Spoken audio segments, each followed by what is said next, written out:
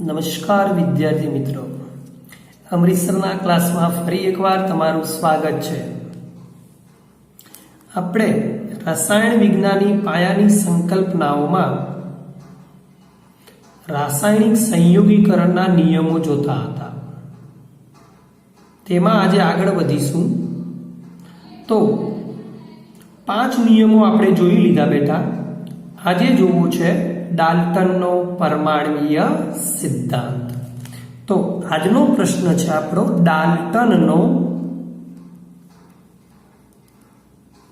ડાલ્ટનનો પરમાણ્વીય સિદ્ધાંત.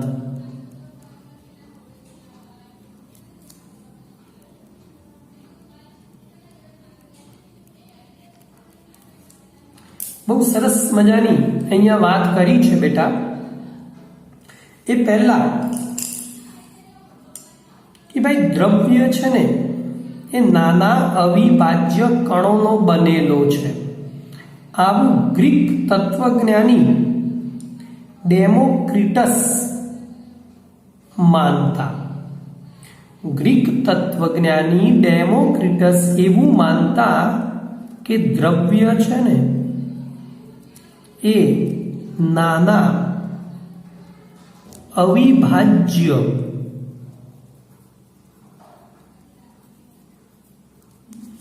કણોનું બનેલું છે, જેને પાછળથી નામ આપવામાં આવ્યું પરમાણુ.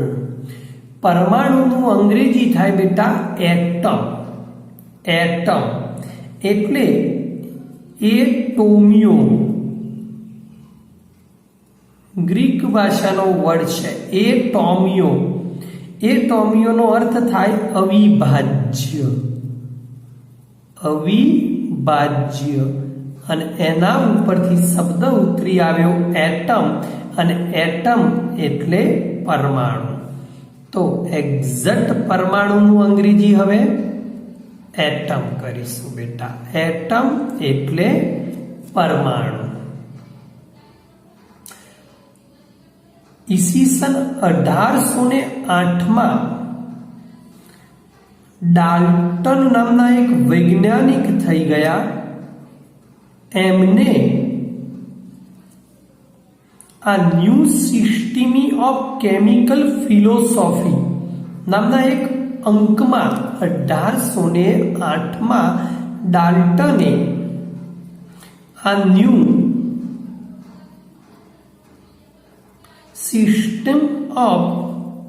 सिस्टम है बोले घना सिस्टम बोले बेटा. System of chemical journal. Chemical philosophy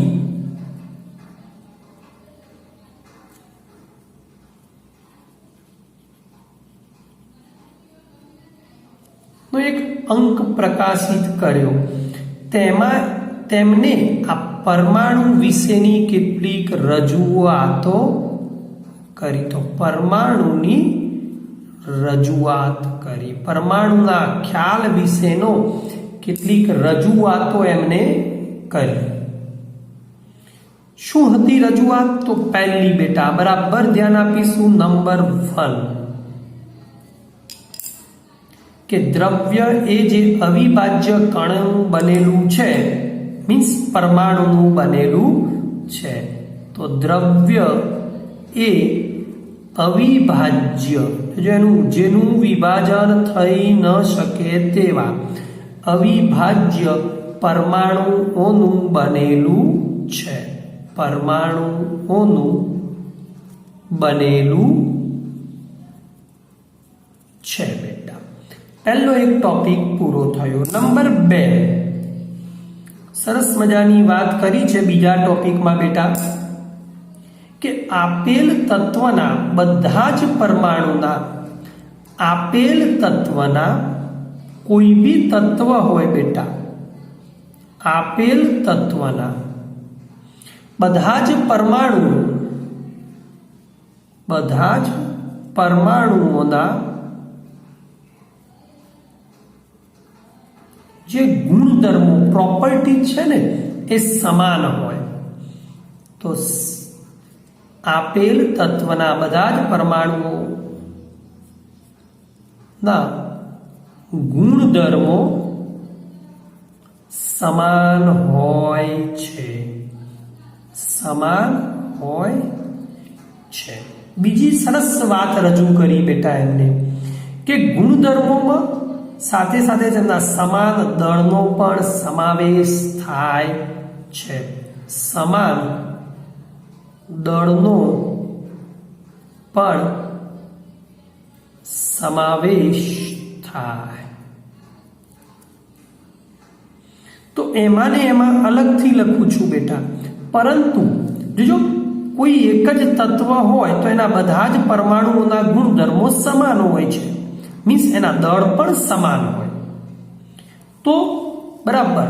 પરંતુ જુદા જુદા તત્વો હોય ત્યારે તો જુદા જુદા તત્વના પરમાણુઓના ગુણધર્મો જુદા જુદા હોય છે. જુદા જુદા તત્વના પરમાણુઓના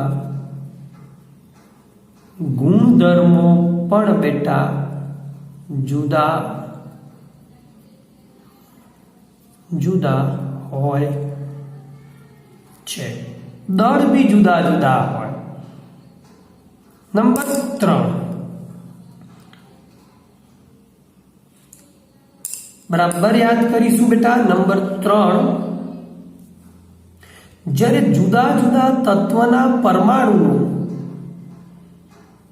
એકબીજા સાથે જોડાય છે અથવા સંયોજાય છે ત્યારે તે એક ચોક્કસ પ્રમાણમાં સંયોજાય છે અને નવું સંયોજન બનાવે છે.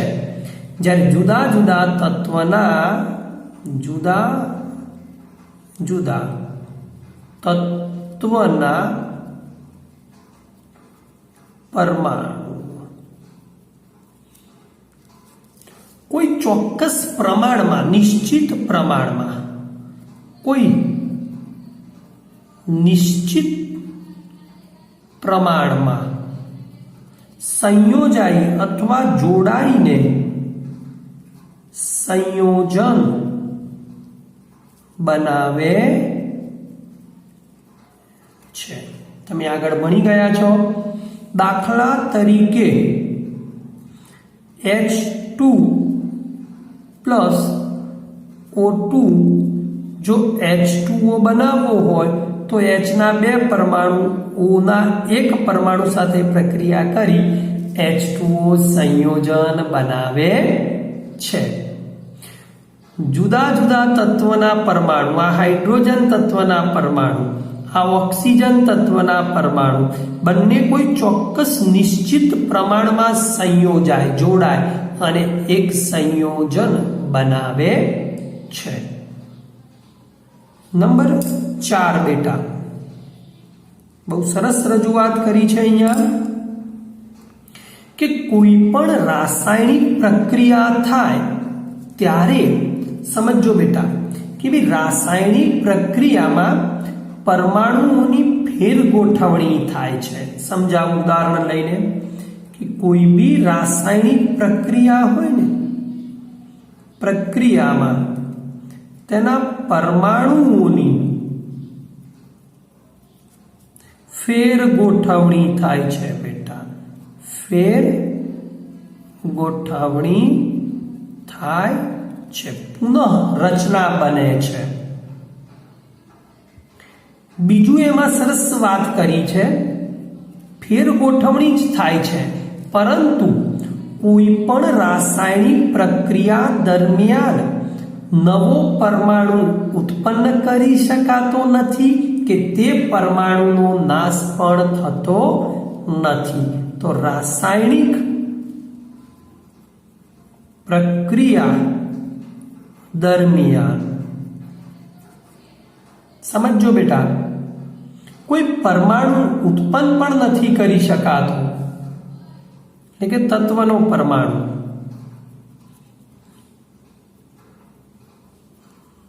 ઉત્પન્ન કરી શકાતો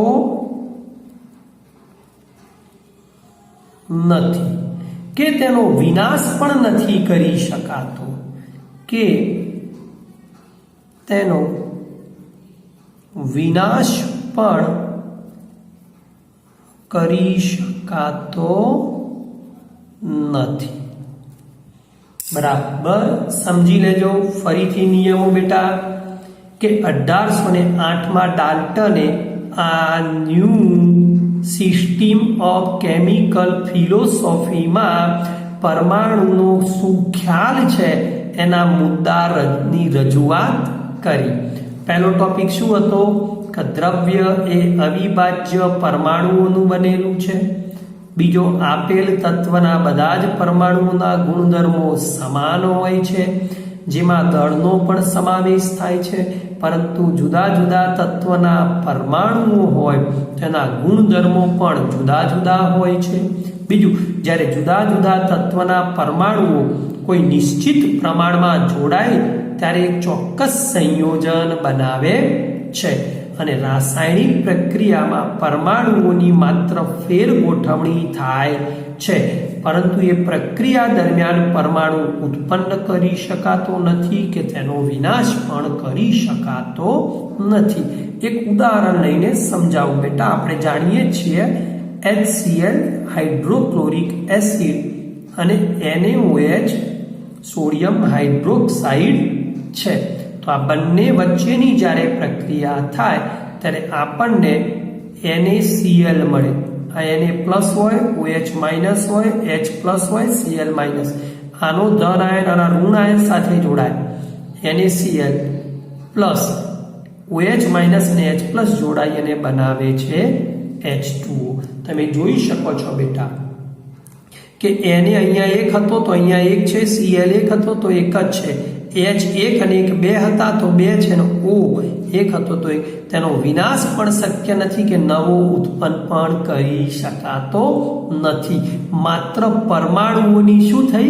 ફેરગોઠવણી, રીએરેન્જમેન્ટ જ થાય છે.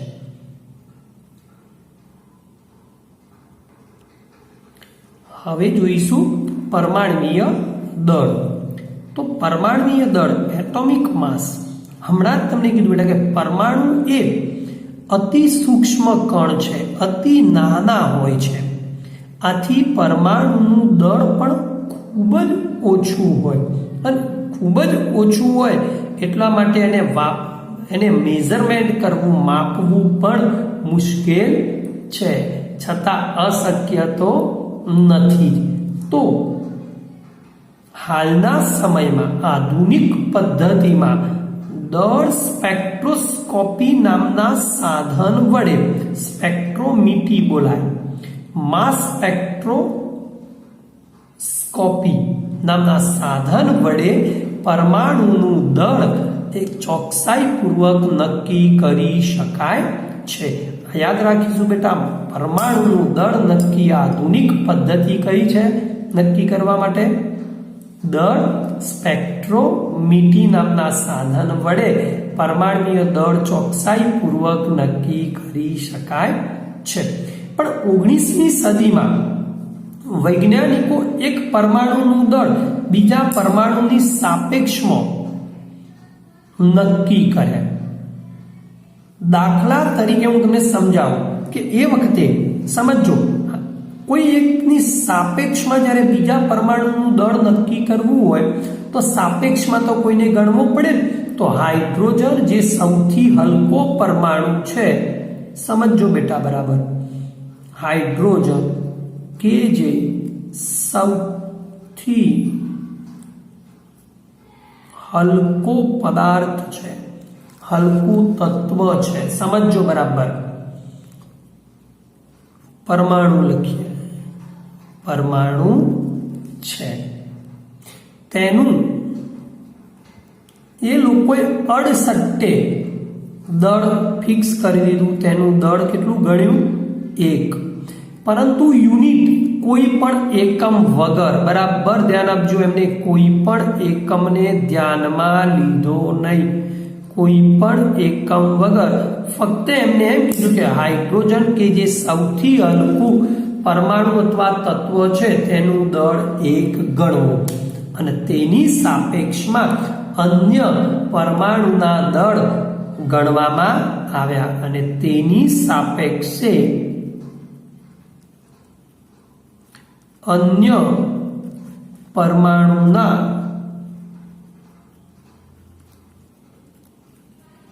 દળ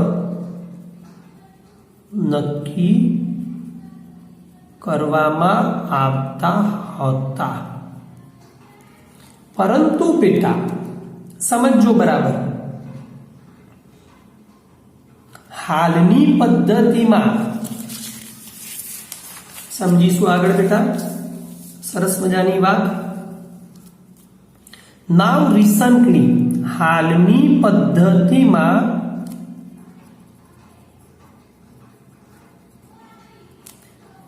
C12 ને યાદ રાખજો પ્રમાણિત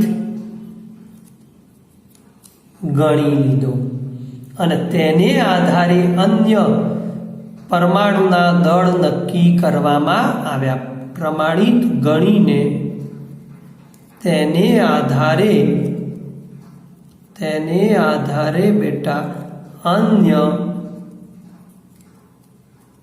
તત્વના પરમાણુના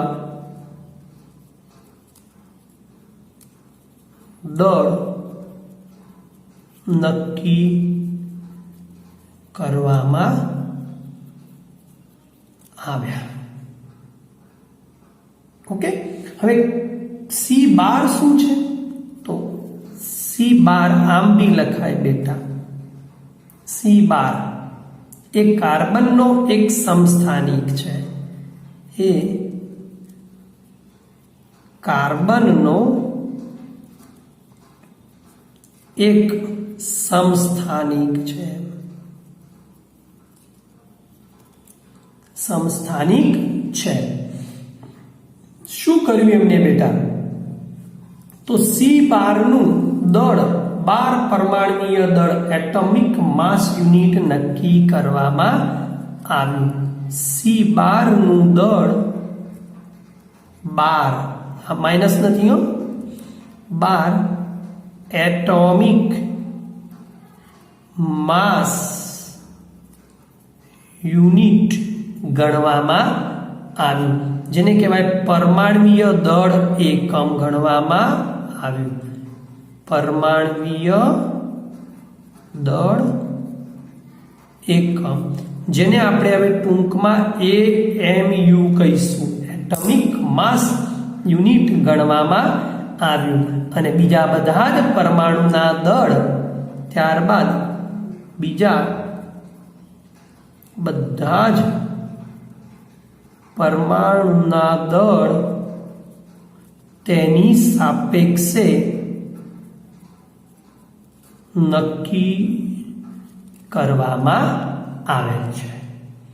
હવે આપણને એક વ્યાખ્યા થાય બેટા કે પરમાણુય દળ એક AMU ની વ્યાખ્યા શું? 1 એટોમિક માસ યુનિટ. AMU એટલે શું? તો કાર્બનના, પણ કાર્બનનો સમસ્થાનિક 12 લેવાનો, કાર્બન 12 સમસ્થાનિક છે. પરમાણુના જે દળ છે એના 1/12 માં ભાગને 1 AMU કહે છે. સમજી લેજો, AMU એટોમિક માસ યુનિટ. તો કાર્બન 12 પરમાણુનું જે દળ છે એના 1/12 માં ભાગને 1 AMU કહે છે. બીજું યાદ રાખીશું હવે, 1 atomic mass unit is equal to 1.66056 ગુણ્યા 10⁻²4 ગ્રામ. મોસ્ટ IMP બેટા, 1 AMU ઇઝ ઇક્વલ ટુ 1.66056 ગુણ્યા 10⁻²4 ગ્રામ. એક ઉદાહરણ લઈને તમને સમજાવું બેટા. કે એએમયુ કેવી રીતે ગણવા. ઉદાહરણ લઈને સમજાવું છું, હવે ધ્યાન આપજો કે ભાઈ હાઇડ્રોજન પરમાણુનું દળ માપ્યું ને, સમજો હવે. તો હાઇડ્રોજન પરમાણુનું દળ માપવામાં આવ્યું ને, તો 1.6736 ગુણ્યા 10⁻²4 ગ્રામ જાણ્યું. આથી એએમયુ એકમમાં હાઇડ્રોજનનું દળ ગણવું હોય, એએમયુ એકમમાં હાઇડ્રોજનનું દળ ગણવું હોય તો હાઇડ્રોજન પરમાણુ કોઈ પણ પરમાણુનું દળ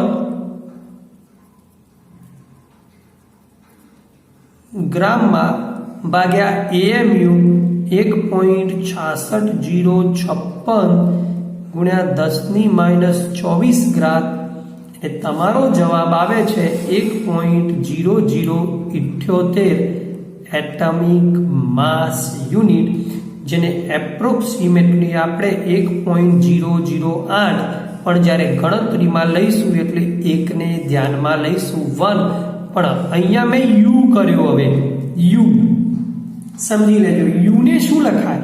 તો હાલના સમયમાં એએમયુ ના સ્થાને યુ લખે છે, યુનિફાઈડ માસ, એકીકૃત દળ એમ પણ વંચાય. એકીકૃત દળ, યુનિફાઈડ માસ. એએમયુ એ જ યુ બેટા, પરંતુ યુનિફાઈડ માસ તરીકે પણ ઓળખે છે. ઓકે બેટા, હવે આપણે એક વસ્તુ જાણવી પડે.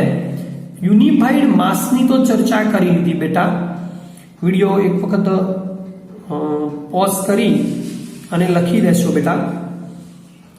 પરંતુ કેટલીક વખતે આપણને કુદરતમાંથી ઘણા બધા તત્વો, કોઈ બી તત્વ હોય એ એક કરતા વધારે સમસ્થાનિકોમાં મળી આવે છે.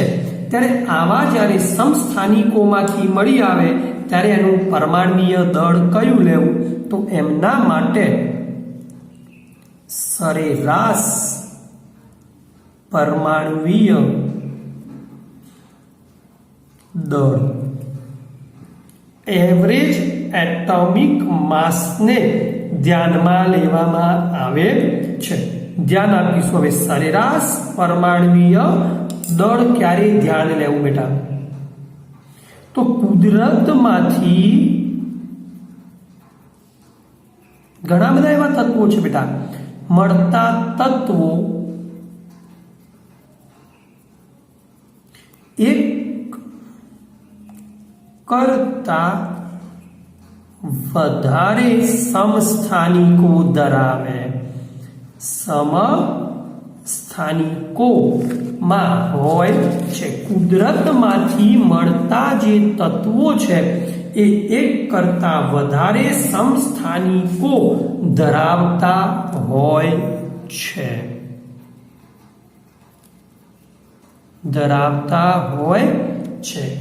આથી ધારો કે આ પરમાણુઓનું ટકાવાર પ્રમાણ આપ્યું હોય તો તમારે કેવી રીતે સરેરાશ પરમાણ્વીય દળ ગણવું એનો એક એક્ઝામ્પલ લઈને સમજીએ છીએ. આપણે ધરાવતા હોય ત્યારે તેમનું સરેરાશ પરમાણ્વીય દળ ધ્યાનમાં લેવું બેટા. હવે આપણને એમ થાય કે આ સરેરાશ પરમાણ્વીય દળ આપણે કેવી રીતે ગણીશું? તો એક સરસ મજાના ઉદાહરણ દ્વારા સમજીએ. દાખલા તરીકે કાર્બન છે મિત્રો, એના 3 સમસ્થાનિકો મળી આવે છે. સમસ્થાનિકો, જેને આપણે અંગ્રેજીમાં આઇસોટોપ્સ કહીશું, 3 સમસ્થાનિકોમાં મળી આવે છે. હવે એમના પ્રચુરતા અને દળ આપણને આપેલા છે. જોઈએ બેટા, ધ્યાન આપજો હવે કાર્બનના 3 સમસ્થાનિકો હું પાછળ લખું છું બેટા, ધ્યાન આપીશું. તો પહેલું એનો સમસ્થાનિક લખીશું, અહીંયા સમસ્થાનિક લખીશું. એની પ્રચુરતા પર્સન્ટેજમાં આપી છે, ટકાવાર પ્રમાણમાં આપેલી છે, અને દરેકના એટમિક માસ યુનિટ પરમાણ્વીય દળ આપણને આપેલા છે. ધારો કે કાર્બનનો પહેલો સમસ્થાનિક C12 છે, 98.892% આપેલો છે. નંબર 2 પરમાણ્વીય દળ એનું 12 છે. નંબર 2 કાર્બન 13 બીજો સમસ્થાનિક આપ્યો છે, જે 1.108% છે, જે 13.00335 મળી આવે છે. એનું AMU એટમિક માસ યુનિટ પરમાણ્વીય દળ. ત્રીજો છે C14, યાદ રાખજો આને રેડિયો સમસ્થાનિક કહેવાય, જે 2 ગુણ્યા અતિ અલ્પ છે 10⁻10% માં મળી આવે છે, જેનું છે 14.00317 બેટા. આ સમજી લેજો. હવે આના ઉપરથી તમને ટકા આપ્યા છે, પરમાણ્વીય દળ આપ્યા છે, સમસ્થાનિકો. તો તમારે સરેરાશ પરમાણ્વીય દળ કેવી રીતે શોધવું? પહેલું, પરમાણ્વીય દળની ગણતરી. બહુ મહત્વનો પ્રશ્ન છે, ધ્યાન આપીશું બેટા. કે હવે સરેરાશ પરમાણ્વીય દળ કેવી રીતે ગણવું? ટકા આપ્યા છે, દળ આપ્યું છે. હવે પહેલા ટકાના સરવાળો કરવાનો બેટા. એપ્રોક્સિમેટલી 100 થવો જોઈએ. આપણે જાણીએ છીએ કે ટકા 100 હોય, પણ આ અતિ અલ્પ છે, સમજો બેટા, અતિ અલ્પ છે. તો તમારે શું કરવાનું? આ જે ટકા આપ્યા છે એ, અને આ જે માસ આપ્યું છે, હું માસને ધારો કે m કહું, સમજો. હવે ટકાને ધારો કે હું x કહું, તો પહેલાનો થાય x1, આનો થાય x2, આ થાય x3, આ થાય m1, આ થાય m2 ને આ થાય m3. તો સરેરાશ પરમાણ્વીય દળ મારે ગણવું છે. એક સૂત્ર આપી દઉં બેટા, સરેરાશ પરમાણ્વીય દળ કેવી રીતે ગણવું? તો m1 એટલે પહેલાનું દળ અને x1 એટલે એના ટકા, plus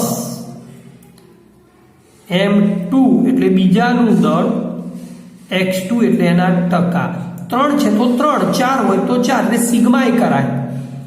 is equal to m3 x3 છેદમાં જે ટકાવાર પ્રમાણ છે x1 plus x2 plus x3, approximately આ 100 બને.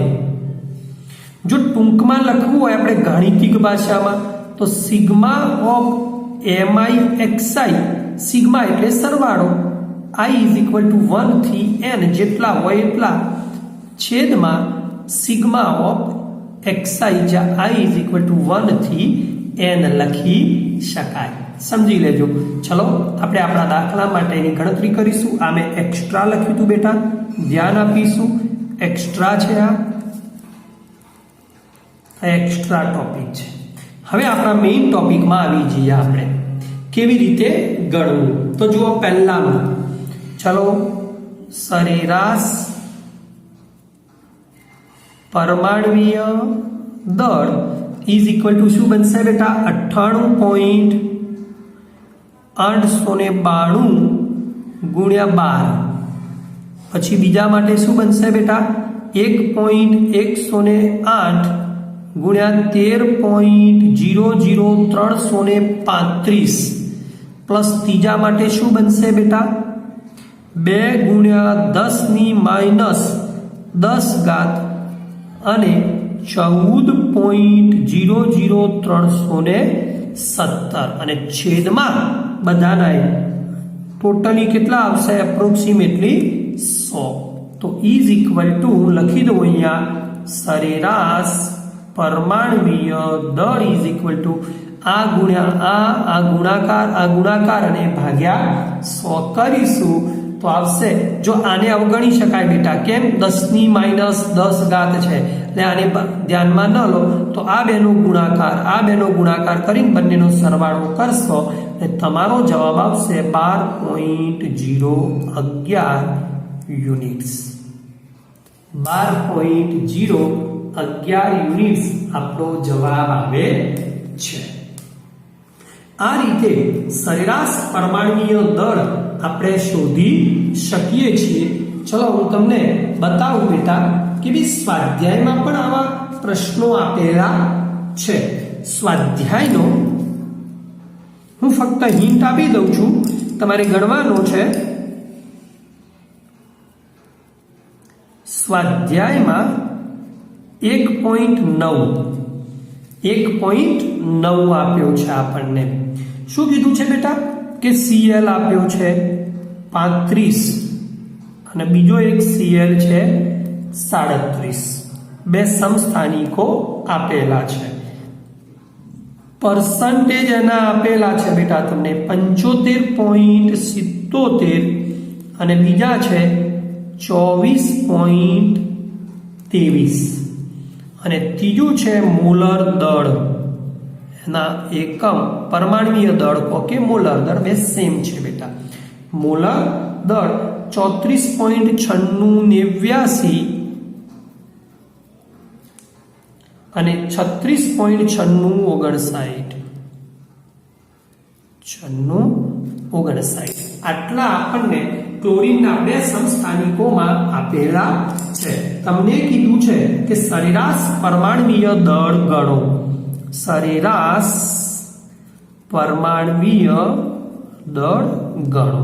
ચાલો હમણાં જે કીધું એના એ જ મેથડ બેટા, કોઈ ચેન્જ નહીં. શું કરીશું? બે જ વખત આપ્યું છે, બે જ આપણે સમસ્થાનિકો આપ્યા છે. તો સરેરાશ પરમાણ્વીય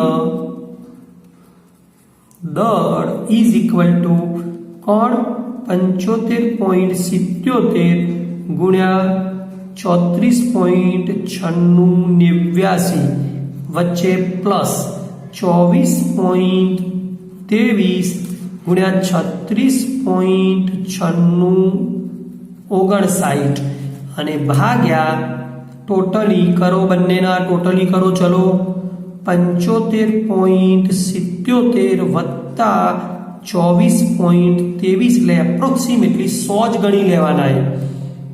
આ બંનેનો ગુણાકાર 100 જે આવે એ આપણો જવાબ.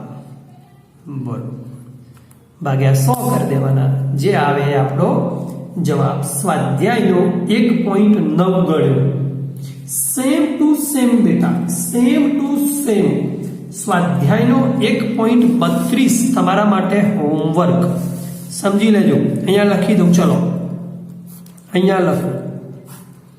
તમારા માટે હોમવર્કમાં સ્વાધ્યાયનો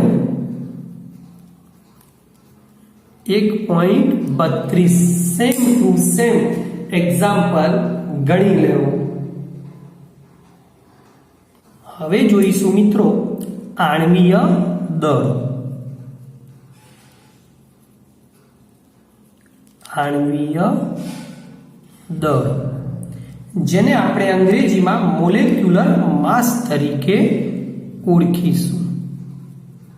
મોલેક્યુલર માસ શું છે બેટા? આ મોલેક્યુલર માસ તો બરાબર સમજીશું કે અણુમાં રહેલા, એની વ્યાખ્યા પહેલા, કોઈ બી અણુમાં રહેલા બધા જ તત્વના પરમાણુઓના દળ, બધા જ તત્વના જે પરમાણુ છે એ પરમાણુ ના પરમાણ્વીય દળ લેવાના અને તેનો સરવાળો કરવાનો બેટા. દળના સરવાળા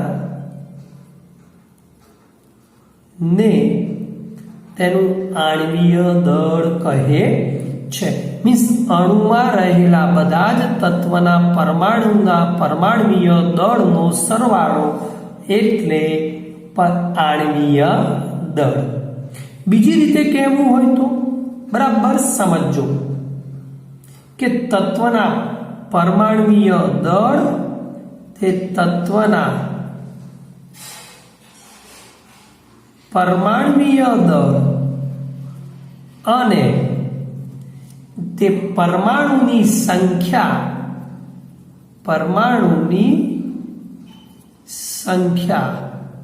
આ બંનેના પહેલા ગુણાકાર કરી દેવાનો. એ સંખ્યાનો પહેલા શું કરી દેવાનો?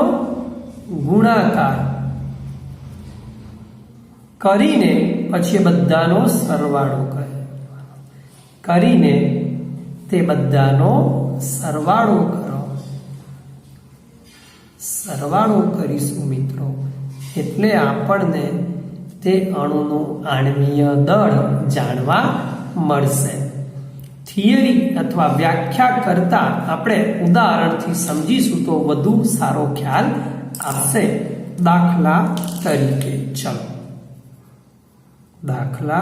તરીકે ધ્યાન આપીશું બેટા. પહેલું આ CH4 છે જેને મિથેન કહેવાય બેટા, જે CNG માં હોય. મિથેનનો આણ્વીય દળ મિત્રો આપણે શોધવું છે. નું આણ્વીય દળ આપણે શોધવું છે. ચાલો તો પહેલા શું કરીશું? બરાબર ધ્યાન આપીશું હવે કે ભાઈ આણ્વીય દળ ઇઝ ઇક્વલ ટુ, હમણાં મેં તમને કીધું કે તત્વના પરમાણુ લેવાના. પહેલા તો કયા કયા પરમાણુ છે? એક કાર્બન છે, સમજી લો. તો એક કૌંસમાં કાર્બન પરમાણુ દળ પ્લસ સરવાળો. હવે હાઇડ્રોજનની સંખ્યા 4, તો હાઇડ્રોજનનું પરમાણુવીય દળ લેવાનું. આપણે એક કાર્બનનું પરમાણુવીય દળ 12 ગણીશું. ગણતરીમાં આમ 12.011 હતું, પણ ગણતરીમાં આપણે 12 લઈશું. પ્લસ 4 હાઇડ્રોજનનું પરમાણુવીય દળ 1.008 હતું, પણ એપ્રોક્સિમેટલી આપણે 1 ગણીશું. એટલે 12 પ્લસ 4 એટલે થઈ ગયા 16. હવે 16 એકલા ન ચાલે બેટા, પાછળ કા યુનિટ્સ લખવો પડે. યુ અથવા એટોમિક માસ યુનિટ બેમાંથી એક લખવું પડે. યુનિટની જરૂરિયાત છે. ચલો નંબર 2 બીજી વાત. હવે બીજું ઉદાહરણ જોઈશું. હવે ચલો મિત્રો ગ્લુકોઝનું ઉદાહરણ લઈશું. આપણે ગ્લુકોઝનું નામ તો દરેક મિત્રએ સાંભળ્યું જ હશે. કાર્બન 6 છે, હાઇડ્રોજન 12 છે, ઓક્સિજન 6 છે બેટા. પણ આમ નહીં બોલવાનું, C6H12O6 બોલવાનું. ચલો હવે એનું આણ્વીય દળ શોધીશું આપણે. આણ્વીય દળ ઓફ ગ્લુકોઝ 6. હવે હું સીધું આવું, કાર્બન કરી દેવાના સીધા, પ્લસ 12 હાઇડ્રોજન મીન્સ હાઇડ્રોજનના પરમાણુવીય દળ પ્લસ 6 ઇન બ્રેકેટ્સ O એટલે ઓક્સિજનનું પરમાણુવીય દળ. ધીરે ધીરે સ્પીડ લાવી દેવાની બેટા. આ તો 12 છે પ્લસ 12 હાઇડ્રોજનનું 1 છે પ્લસ 6 ઓક્સિજનના 16. હવે તમને એક પ્રશ્ન થાય કે શું સાહેબ આ પરમાણુવીય દળ ગોખવાના? તો હા, કેટલાકના પરમાણુવીય દળ એટલા યુઝ કરવાના કે મગજમાં આવી જશે. બાકી પરીક્ષામાં તમને પેપરની અંદર લખીને જ આપ્યા હોય.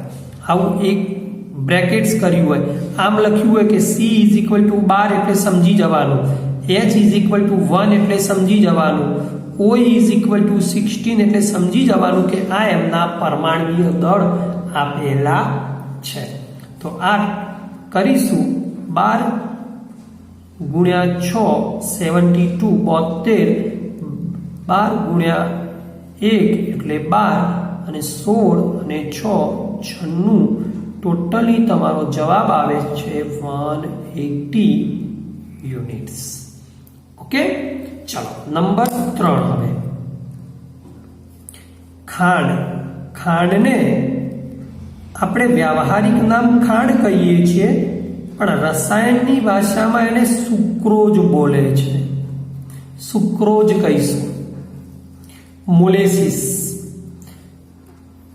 કાર્બન 12 છે, હાઇડ્રોજન 22 છે, O11 છે. ચલો બોલવાનું વાંચવાનું શું? C12H22O11. તો ચલો આણ્વીય દળ ગણીશું બેટા. એનું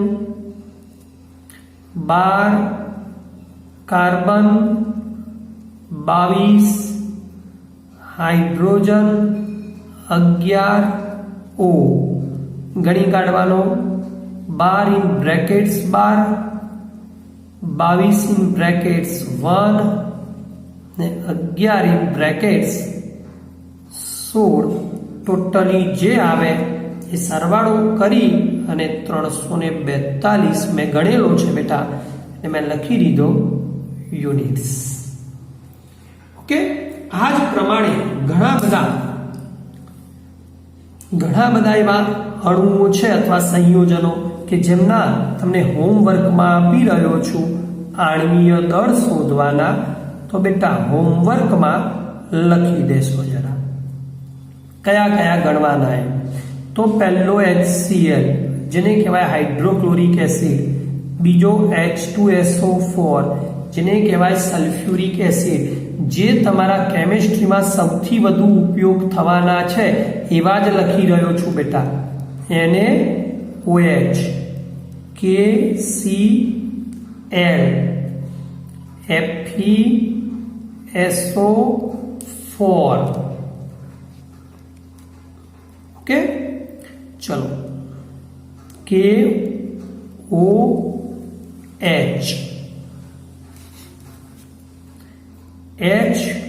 HNO3, Na2CO3, K2Cr2O7,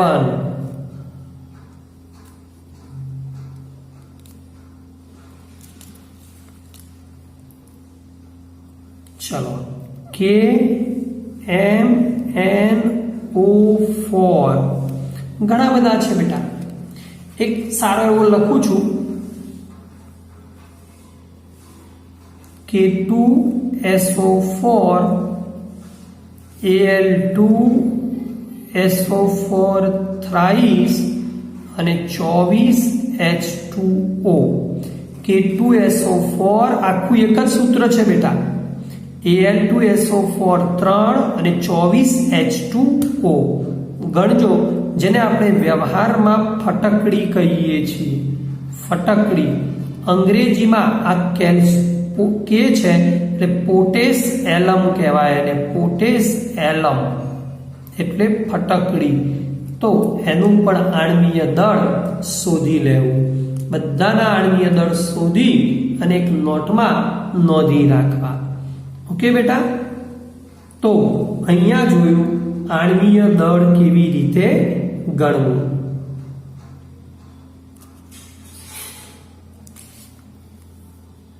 ઓકે મિત્રો, તો આજે આપણે આપણા લેક્ચરની અંદર ડાલ્ટનના પરમાણ્વીય સિદ્ધાંત, આ ઉપરાંત પરમાણ્વીય દળ, સરેરાશ પરમાણ્વીય દળ અને આણ્વીય દળની વિસ્તૃત ચર્ચા કરી. હવે પછીના લેક્ચરમાં આપણે મોલ સંકલ્પનાનો અભ્યાસ કરવાનો છે, જે ખૂબ જ મહત્વનો છે બેટા. તો ત્યાં સુધી અમરીશ સરને રજા આપશો. મળીએ નેક્સ્ટ ક્લાસમાં. જય શ્રી કૃષ્ણ.